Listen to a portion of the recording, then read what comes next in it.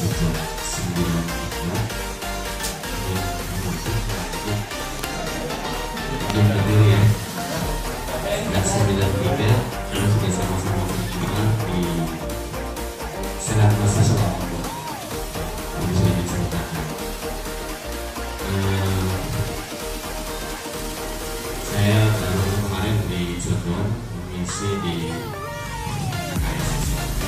kaitan dengan sesuatu biasa kalau di sini kan biasanya ini sudah untuk keluar ternyata minat di sini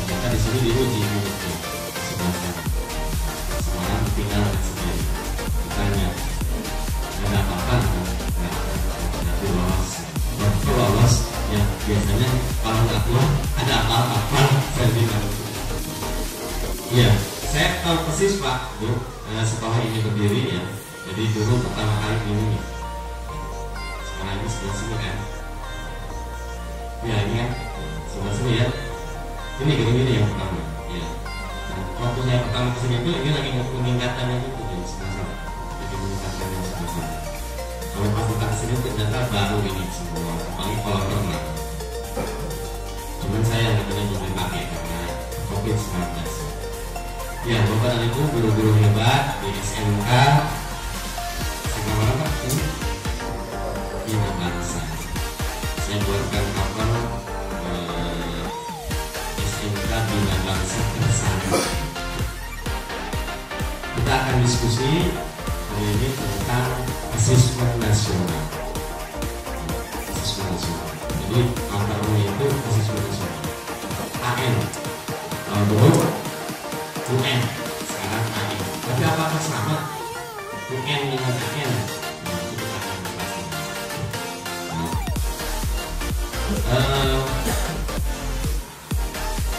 kita cermati Pak ini kehidupan kita bahwa kita mengalami tantangan gap antar generasi jadi senang Pak di sini berarti guru-gurunya guru-guru milenial ya lahirnya 83 ke atas ya kan 83 ke atas ya milenial itu kalau di bawah sebelumnya itu disebutnya generasi X bawahnya lagi baby boomer bawahnya lagi pahlawan revolusi udah nggak ada di sini emang ada yang lahir di tahun 45? Mana? Orang ada. Kepala sekolah aja mungkin kelahiran tahun berapa ya? 60-an kayaknya 50-an. Nah sekarang anak-anak yang sekarang kita ajar di kelas-kelas kita ini umurnya berapa tahun? Paling 15 tahun, 16 tahun, 17 tahun. Dan mereka sudah megang HP sejak dalam kandungan. Yang pegang ibunya. Jadi jauh sekali. Nah generasi tahun 2010 lahir 2000 lahir itu disebutnya engine generation. Jadi milenial ke engine generation. Jadi beda tingkatan kita dengan mereka. Ini tantangannya. Kita siapkan generasi abad 21. Jadi anak-anak yang lahir sekarang ini kita siapkan sebagai bagian dari proses yang akan hidup di abad 21. Kemudian yang kedua, gurunya, nah kita abad 20. Abad 20. Yang ketiga, sekolahnya ini abad 19. Jadi di gorong-gorong sekolah, pos cokroan atas sekolah, kartunya sekolah kan seperti ini. Ada kursinya, ada bangkunya, ada papan tulis, ya. Yang jarang-jarang kan bukan ibu menggunakan proyektor begitu kan. Atau anak-anak hari ini kita belajar tentang dengan menggunakan virtual. Tadi kan ada jurusannya apa multimedia, pakai kacamata virtual semuanya. Jarang sekali kita gunakan. Nah ini yang paling berbahaya. Gurunya menggunakan metode pembelajaran abad 18. Jadi ceramah dengan ceramah. Ini yang berbahaya.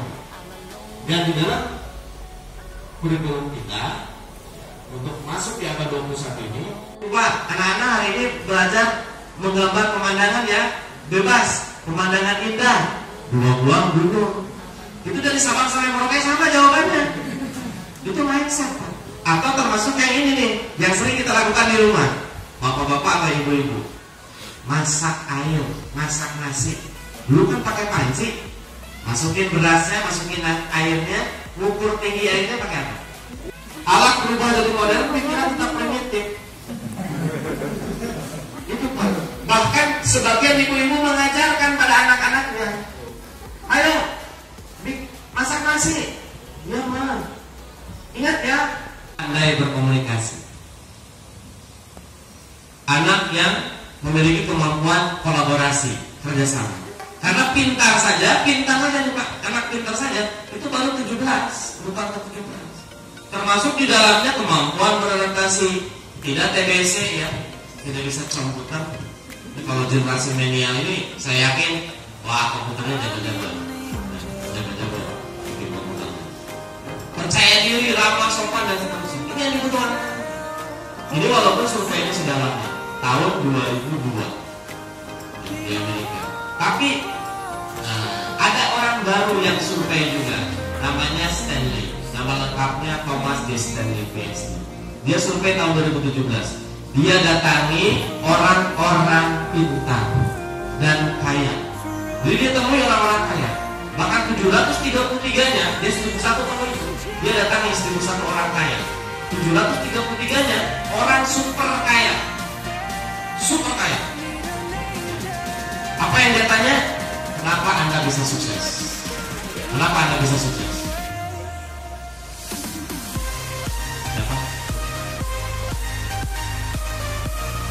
733 orang super kaya. Dia tanya satu persatu, Bapak, kenapa bisa jadi kaya? Kenapa bisa jadi sukses? Kenapa jadi orang berhasil? Dia tanya Pak satu-satu, 1.000 orang. Ternyata jawabannya ini. Nomor 1 kejujuran. Jadi jujur kalau kita. Jadi kalau kita mau hidup sukses, nomor 1 honesty. Ini luar biasa Pak. Dan yang paling sulit adalah integritas. Apa itu integritas? Berbuat jujur pada diri sendiri ketika sendirian. Kalau jujur banyak orang, dulu dikenalnya ada Darmaji, Darlima Darmaji, Jajan dia Darmaji, Darlima Darmaji. Itu kalau banyak kan kita mungkin masih bisa berbuat jujur. Ini sendirian kita masih berbuat jujur. Namanya itu integritas. Bapak dan Ibu, hidup kita ada di sini sekarang. Kita melakukan proses apa disebut dengan revolusi industri 4.0. Eranya, zamannya disebut zaman disrupsi. Apa disrupsi? Disrupsi itu berubahnya hal yang sifatnya nyata sekarang menjadi maya. Jadi berubah semua. Asalnya diskusi itu, bercakap-cakap itu, ngobrol biasa, itu ke tatap muka, sekarang pakai HP. Dulu ngajar itu tatap muka, tatap maya, tatap virtual. Berubah, dan masih itu bukan virtual. Dan yang menguasai era disrupsi ini adalah orang-orang yang literasi dan numerasinya bagus. AM itu akan melaksanakan literasi dan numerasi. Nanti kita akan buka dalam negara-negara yang literasi dan numerasinya bagus. Ini yang dibutuhkan oleh anak-anak itu. Jika thinking, kreatif ini komunikasi dan kolaborasi. Kenapa? Kita menghadapi ini sekarang. Level kognitif tinggi membuat keputusan lebih kompleks. Level kognitif makin tinggi membuat keputusan lebih kompleks. Saya ibaratkan dalam sebuah angka. Dulu kalau ditanya oleh guru matematika kelas SD, 2 tambah 5 berapa? 7. Nah, 5 tambah 8 berapa? 13. Kalau saya jawab 5 tambah 8, 15 kurang 2. Benar. 20 tambah 5, 30 kurang 5. Benar. Jawabanmu. Kemudian muncul alat. Karena hari ini kita bukan berdiskusi bertatap muka, berinteraksi hanya dengan orang, tetapi orang dengan mesin, mesin dengan orang, mesin dengan mesin. Sekarang mesin dengan mesin, Pak, berinteraksi. Apalagi sudah aktifnya hari kerja. Dalam taksonominya Bloom yang dirintis oleh Anderson dan Crawford, ada berapa tingkatan? Ada tuh, ada ti, ada ada li, ada berapa dong? Bapak Ibu kalau ngajar di kelas kan pakai ini. Ada ti, 3. 1. Ini Bapak kalau ngajar.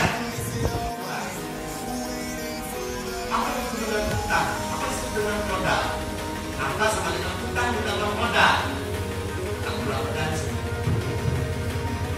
Ada guru lagi mengajarkan kepada teknik kendaraan ini misalnya tentang proses pengapian dalam kendaraan bermotor. Yang pertama apa dulu, Pak? Ya, pengetahuan. Jadi tahu, biar gampang Bapak mudah mengingatnya. Yang pertama itu tahu. Setelah tahu, paham. Setelah tahu, paham. Setelah paham, terapkan. Tahu, paham, terapkan. Udah gampang. Jadi kalau ngajar ke anak itu harus kasih tahu dulu, memahami dulu, kemudian menerapkan. Tahu, paham, terapkan. Ini loh, mau order thinking skill. Baru setelah itu masuk ke high order thinking skill.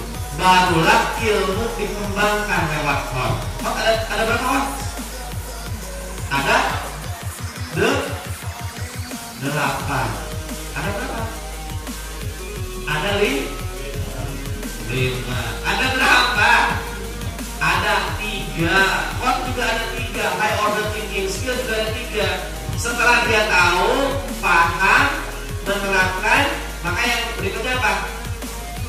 Analisis. Setelah dianalisis, setelah dianalisis, digunakan, diterapkan, kemudian dianalisis, aduh kelihatannya kurang bagus nih kalau seperti begini. Menilai.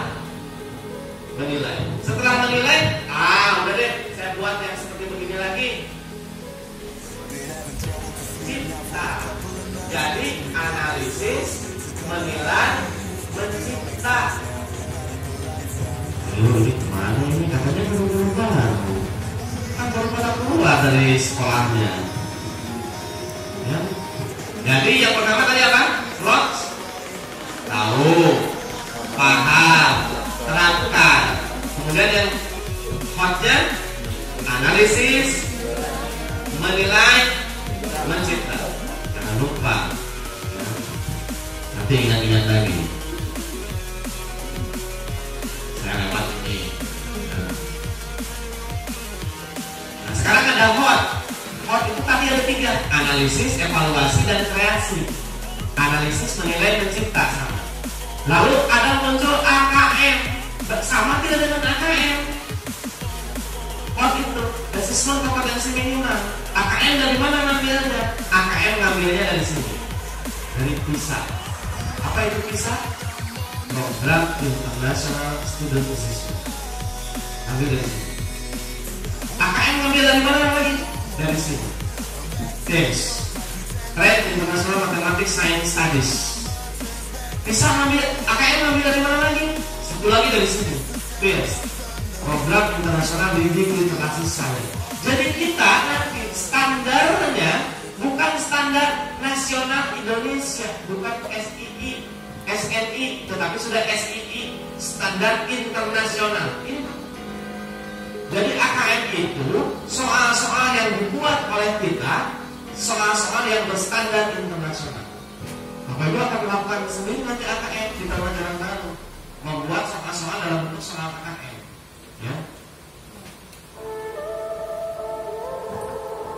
Ini saya Oke. Ada ekonomi kan tadi? Di sini? Ada guru ekonomi? Ini soal ekonomi nih, Pak. Soalnya masih begini. Jadi anak kapal lulus bisa dia mengerjakan. Asal dia rumus tahu quantity of demand dan quantity of supply, ide-nya sama, nah dia sudah dapat. Ya, dia sudah bisa. Ini soalnya nih kok, Pak, sama seperti soal kapan terjadi palu Ponorogo? Jawabannya Pak Menteri 18, 25 sampai 18, 30. Jadi palu Ponorogo itu 5 menit namanya. Ini soalnya masih begitu Pak soal kita. Ini soalnya PJOK. Ini kalau bikin soal semuanya udah PJOK. Kesimpulan pertama yang merupakan serangan terhadap lawan dalam permainan bola voli adalah masih begitu. Iya. Ini soalnya kok nggak usah ditanya lagi yang begini. Ini cukup di bawah dasar. Nggak perlu tanya lagi. Ini orang sejarah. Ada dulu sejarah? Ah ini pertanyaannya masih begini. Soal hoki itu bukan soal sulit, karena yang namanya hafalan ketika lupa jadi sulit. Ini siapa ya? Gunawarman, Suparman, Sutarman, jadi lupa. Ini dulu agama Islam. Orang yang ngomong Al-Quran adalah soal-soal yang dibuat PKN. Ini bukan soal-soal yang bukan soal yang kayak kode tinggi skill. Ada guru PKN di sini? Aku pamin. Bapak Ibu suka buat soal? Menjual kaos kaki yang sama, merek yang sama. Yang satu toko A 5 pasang 30.000, tapi diskon 20%. Toko B jual kaos kaki 5 pasang sama 30.000, tapi gratis 1 pasang. Bapak mau yang mana?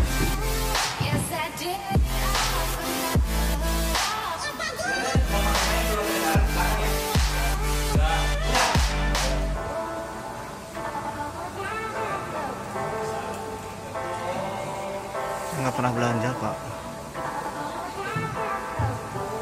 Bapak Pak, yang mana?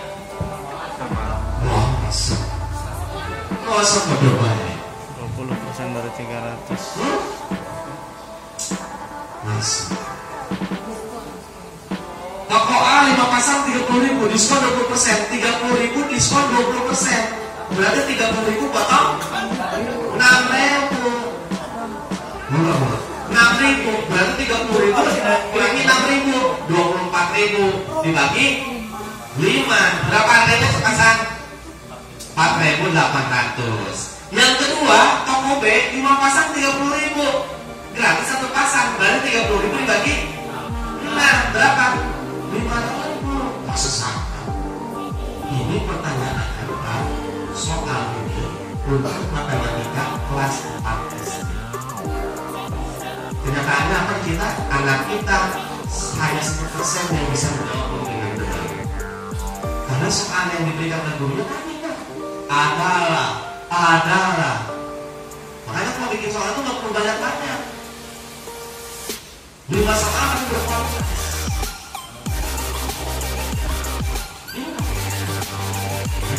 Soal-soal kita. Oke, masuk ke sini. Nanti saya kasih ya ininya Pak.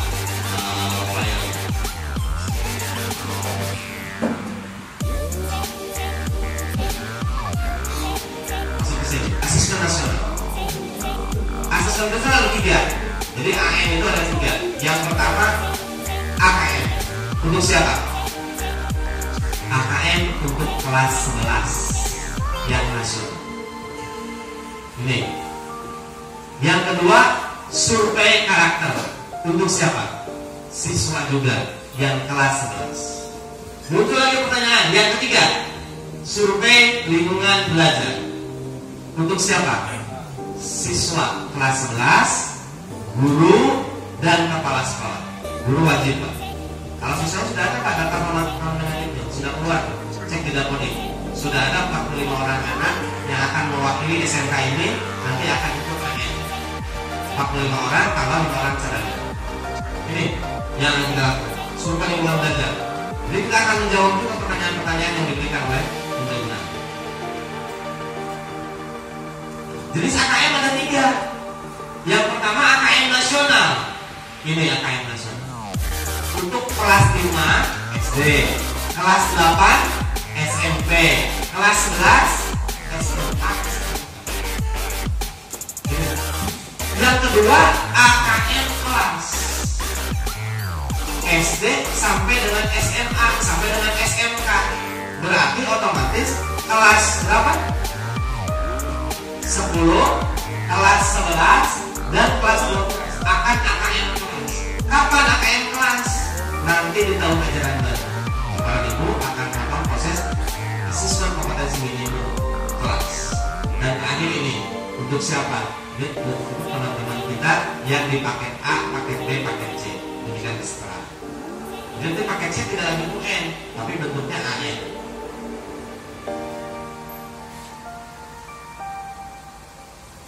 Jadi kita garis bawahi yang ini yang SMK, Pak. Maret 2021 minggu ketiga. Jadi kita akan melaksanakan. Nanti hasilnya minggu pertama bulan Agustus akan diberikan. Bentuknya seperti apa? Nanti di belakang ada. Saya lewat ini.